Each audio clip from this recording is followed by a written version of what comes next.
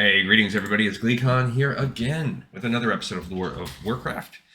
And on our last episode, we kind of did last couple. We did the two parts in Chronicles where we set up this scene for what will happen for most of the rest of the missions for the Alliance Blood Elf campaign. So stay a while and listen as we finish off this trio of Chronicles. This one's called the Dark Covenant. After Illidan's Stormrage's defeat in Dalaran's ruins, Tyrande, Whisperwind, and Malfurion Stormrage returned to Kalimdor. And if you remember from the cutscene in the game, they were like, now we can go in peace and everyone else can just deal with the problems of the world. Though the Night Elves sympathized with the plight of Lordran's defenders, it was time for them to go home. Nordrassil was in a weakened state, and the Elves needed to do everything in their power to rebuild the wilds and secure the Second Well of Eternity. With their departure, Kael'thas Sunstrider and his Blood Elves rendezvoused with Oathmar Garithos and the rest of the Alliance forces. They took control of Dalaran and transformed it into their base of operations.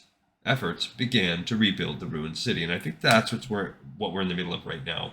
We were in Lordamir Lake, we've rendezvoused, and now we're slowly working our way. We've restored the observation towers, and probably we're going to work to retaking the area in the next mission. Reclaiming Dalaran should have been a momentous occasion for Kael'thas, but it was overshadowed by the effects of his people's addiction to magic. He and his elves tried to draw on the city's convergence of ley lines, but they could not gather enough power to satisfy their cravings.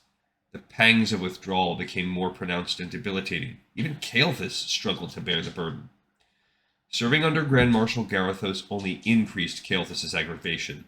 The human constantly belittled the elves and relegated them to menial tasks.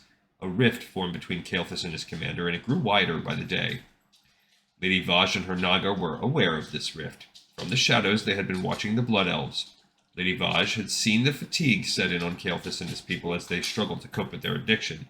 She had also seen their morale dwindle under Garithos' mistreatment.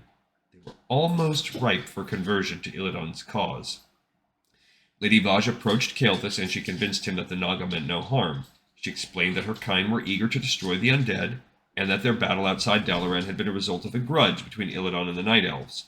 The Naga had no ill intentions toward Kael'thas, she assured him. Kael'thas was initially wary of Lady Vaj, but he would soon see her as a more trustworthy and dependable ally than Garithos. And this is sort of mixing what we've done so far with what's going to be happening over the next couple levels. Before long, the Scourge launched a counterattack to take Dalaran and crush the Alliance resistance. That's the level we're about to do. The battle would be one of the largest waged in Lordaeron since the kingdom's fall.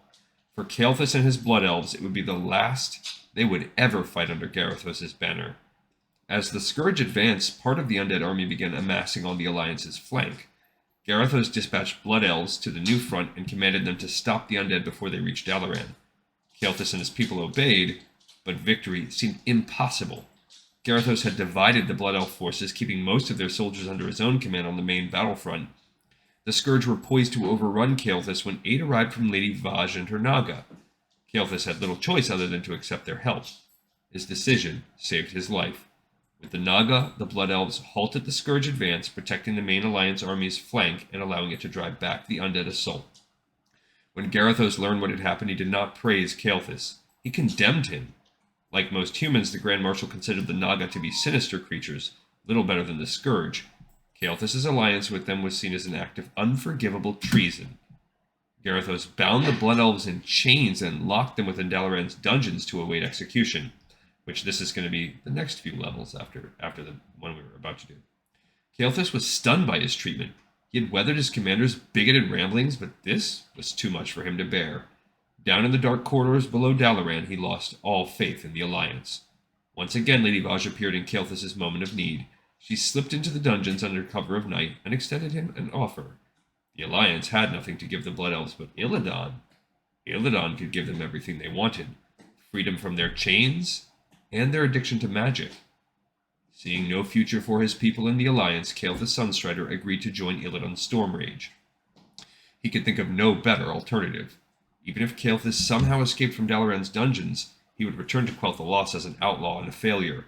He could not face his people again until he found a way to help them.